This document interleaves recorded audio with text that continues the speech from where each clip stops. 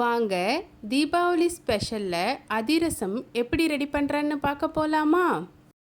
First பச்சரிசி எடுத்துக்கலாம். நான் இந்த டம்ளரால் 2 டம்ளர் பச்சரிசி எடுத்துக்கிறேன்.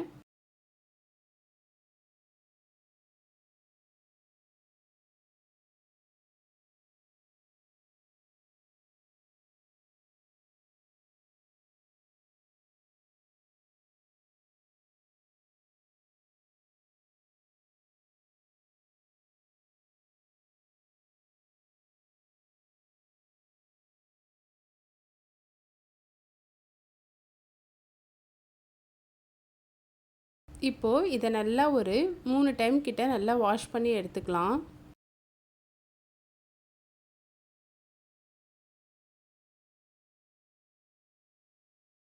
வாஷ் பண்ணி எடுத்துட்டு அப்படியே நம்ம அந்த ஈரப்பதத்தோடையே மூடி வச்சிடலாம். ஒரு அரை மணி நேரம் கிட்ட அப்படியே இருக்கட்டும். அரிசி நல்லா ஊறியிருக்கும் அரை மணி நேரத்தில். அந்த ஈரப்பதத்தோடு இருந்துச்சுன்னா நல்லா ஊறியிருக்கும். இப்போது நம்ம இதை வந்து மிக்சியில் போட்டு அரைச்சி எடுத்துக்கலாம். ரொம்ப சாஃப்டாகவும் அரைச்சிடக்கூடாது, கொஞ்சம் நொரப்பாக தான் இருக்கணும். அதுக்காக ரொம்ப நொரப்பாகவும் இருக்கக்கூடாது. அது மாதிரி அரைச்சி எடுத்துக்கலாம்.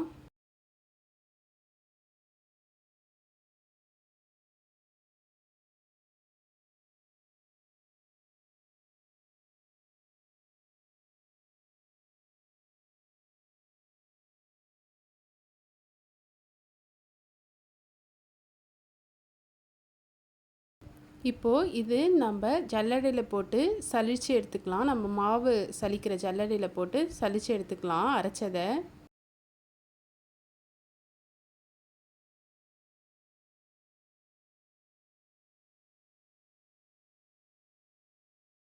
இந்த அளவுக்கு இருக்கணும் மாவு.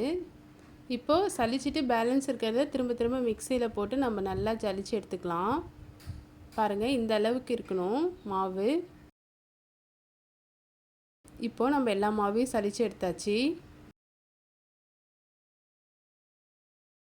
இப்போது நான் 2 டம்ளர் இதே டம்ளரால் 2 டம்ளர் அரிசி எடுத்திருந்தேன்.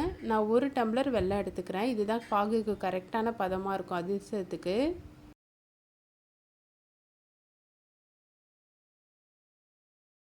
நம்மளுக்கு ஸ்வீட்டும் கரெக்டாக இருக்கும். ஃபஸ்ட்டு பாத்திரத்தில் தண்ணி ஊற்றிக்கலாம். கொஞ்சமாக, ரொம்ப தண்ணியும் ஊற்றக்கூடாது, கொஞ்சமாக தண்ணி ஊற்றிக்கலாம்.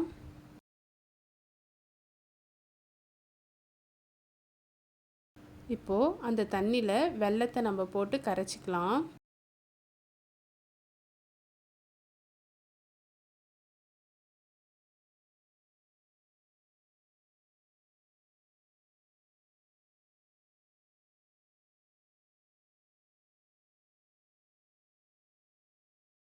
வெல்லத்தை நம்ம நல்லா கரைச்சதுக்கப்புறம் ஒரு ஒரு 5 to 10 மினிட்ஸ்க்கு அப்புறம் கொஞ்சம் நல்லா கட்டியாகும். அப்போ நம்ம வந்து பாகு பதத்தை கரெக்டாக செக் பண்ணிகிட்டே இருக்கணும். அதாவது ஒரு பிளேட்டில் தண்ணி ஊற்றிட்டு நம்ம பாகு பதத்தை கொஞ்சம் கொஞ்சமாக சுண்டி வரும்போதெல்லாம் நம்ம பாகு பதத்தை செக் பண்ணிகிட்டே இருக்கணும். பாகு ரொம்ப முறிஞ்சிடக்கூடாது. அதிரசத்துக்கு கரெக்டாக பாகு நம்ம செக் பண்ணிகிட்டே இருக்கணும். நம்ம தண்ணியில் விட்டு கையால் இது பண்ணி பார்க்கணும். நல்லா உருண்டையாக வரணும். இதெல்லாம் நல்லா திரியாக போகுது பாருங்கள்.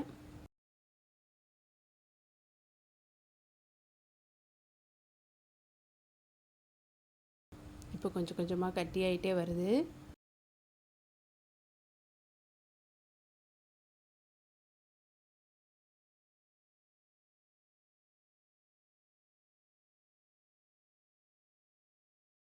பாருங்கள், இப்போ கொஞ்சம் நல்லாவே கட்டி ஆயிடுச்சு. நம்மளுக்கு பாகுப்பதமும் கரெக்டாக வந்துடும். பாருங்கள், நம்ம இது எல்லாத்தையும் கூட்டி விட்டால் பாகுப்பதம் கரெக்டாக வந்துடுச்சு. நம்ம திரும்ப ஒரு தடவை கூட செக் பண்ணிக்கலாம்.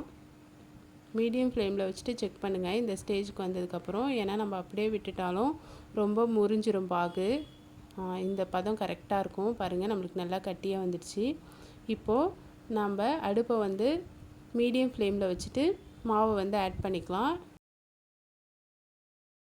ஃபஸ்ட்டு மட்டும் மீடியம் ஃப்ளேமில் வச்சுட்டு கொஞ்சமாக மாவு ஆட் பண்ணிட்டு கிளறி விட்டுக்கலாம். போக போக நம்ம அப்படியே ஆஃப் பண்ணிடலாம்.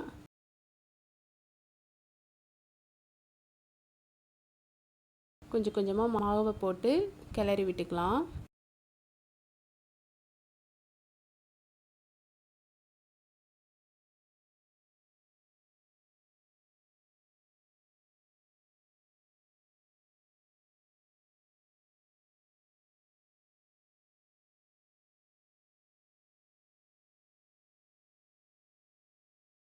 ஏலக்காய் பொடி ஆட் பண்ணிக்கிறேன்.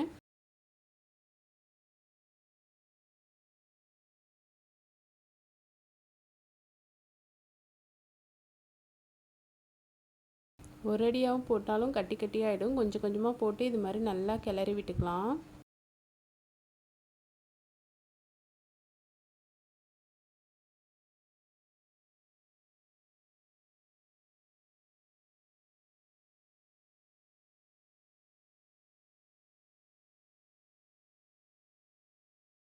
அவ்வளோதான், சூப்பராக அதிரச மாவு ரெடி ஆயிடுச்சு. இது நம்ம அடுத்த நாள் சுடணும் அப்படிலாம் எதுவுமே கிடையாது. நான் இப்போ ஒரு 10 மினிட்ஸ் வச்சுட்டு உடனே சுட போகிறேன். எங்கள் வீட்டில் எப்பயுமே இது மாதிரி தான் பண்ணுவாங்க, உடனேவே சுட்டுருவாங்க. ஆனால் நம்மளுக்கு அது பார்க்க தான் இதுவாக இருக்கிற மாதிரி இருக்கும். அடுத்த நாள் செம்ம சாஃப்டாக இருக்கும் இந்த அதிரசம்.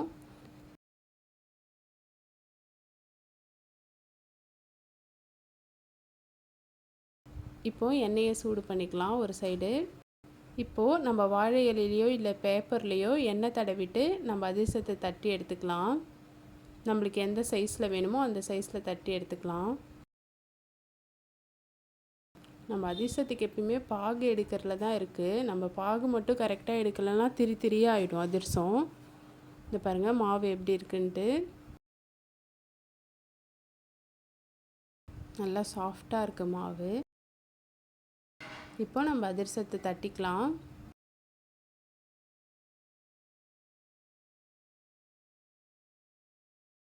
நம்மளுக்கு எந்த சைஸ்க்கு வேணுமோ அந்த சைஸ்க்கு தட்டிக்கலாம்.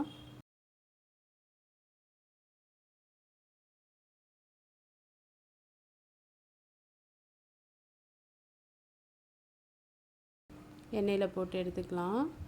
ரொம்ப நேரமும் வேக விடக்கூடாது அதிரசத்தை. அப்படியே திருப்பி போட்டுட்டு நம்ம எடுத்துடணும்.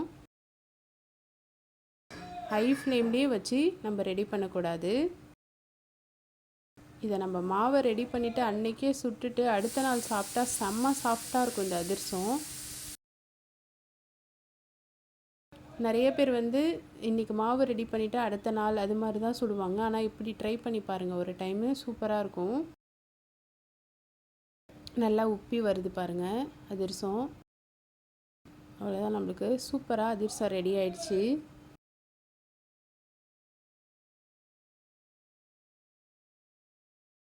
ரொம்பவும் வேக வைக்கக்கூடாது. அவ்வளோதான்.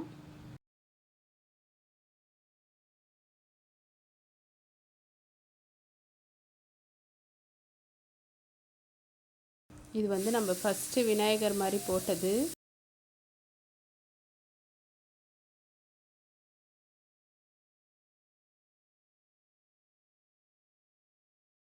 இப்போது இதில் இருக்க எண்ணெயை நம்ம புழிஞ்சு எடுத்துக்கலாம். அதாவது நம்ம எடுத்து ஒரு பிளேட்டில் வச்சுட்டு, நம்ம வீட்டில் பாத்திரம் இருக்குள்ள சைஸாக சொம்போ ஏதோ ஒரு பாத்திரத்தை வச்சு அப்படியே நம்ம இது மாதிரி ரொம்ப அழுத்தம் கொடுக்கக்கூடாது. லைட்டாக அழுத்தினாலே அதில் எண்ணெய் எதனா இருந்துச்சுன்னா நம்மளுக்கு வந்துடும். அவ்வளோதான், சூப்பராக அதிரசம் ரெடி ஆயிடுச்சு. இதே மாதிரி பேலன்ஸ் இருக்க மாவு எல்லாத்தையுமே நம்ம ரெடி பண்ணி எடுத்துக்கலாம்.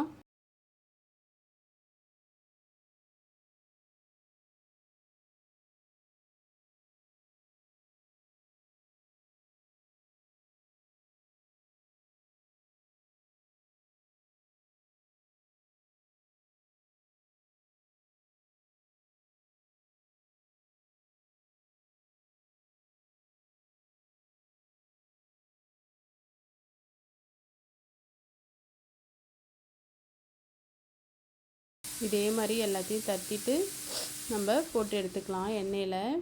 எண்ணெயும் ரொம்ப ஹை சூடுலேயும் இருக்கக்கூடாது.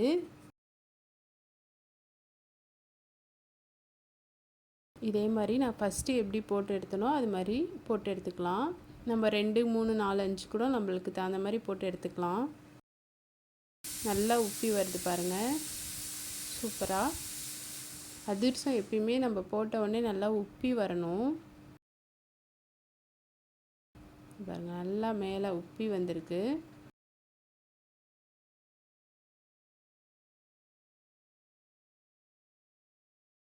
ரொம்ப வேக வைக்கவும் கூடாது, கலர் சேஞ்ச் ஆகலைன்றதுக்காக ரொம்ப வேக வைக்கவும் கூடாது, அப்படியே எடுத்துடணும் நம்மளுக்கு. இதே மாதிரி இதுலேயும் நம்ம எண்ணெயை வடிகட்டுறதா இருந்தால் நம்ம விருப்பம் தான், ஆனால் நாங்கள் எப்பயுமே வடிகட்டிடுவோம். அது மாதிரி எண்ணெயை வந்து வடிகட்டிக்கலாம். சூப்பராக ரெடி ஆகிடுச்சு பாருங்கள் பார்க்குறதுக்கு. இப்போ நம்ம 2 3 அது மாதிரி தட்டி வச்சுட்டு கடகன்னு போட்டு எடுத்துக்கலாம்.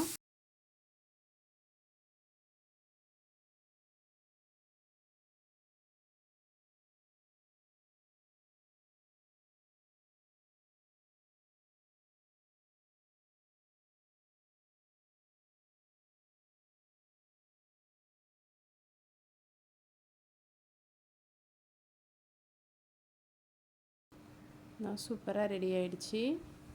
இது மாதிரி நம்ம எல்லாத்தையும் போட்டு எடுத்துக்கலாம்.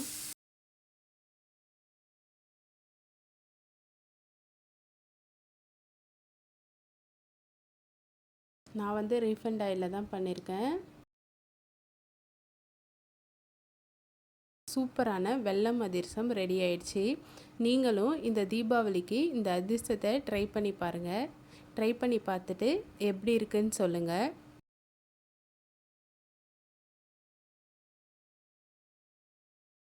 இதுபோல் தீபாவளி ஃபெஸ்டிவல் ரெசிபிஸ் உங்களுக்கு பிடிச்சிருந்தா என் சேனலை ஃபாலோ பண்ணிக்கோங்க. லைக் பண்ணுங்கள், ஷேர் பண்ணுங்கள், கமெண்ட் பண்ணுங்கள், சப்ஸ்கிரைப் பண்ணிக்கோங்க. நெக்ஸ்ட் வீடியோவில் பார்க்கலாமா? பாய்.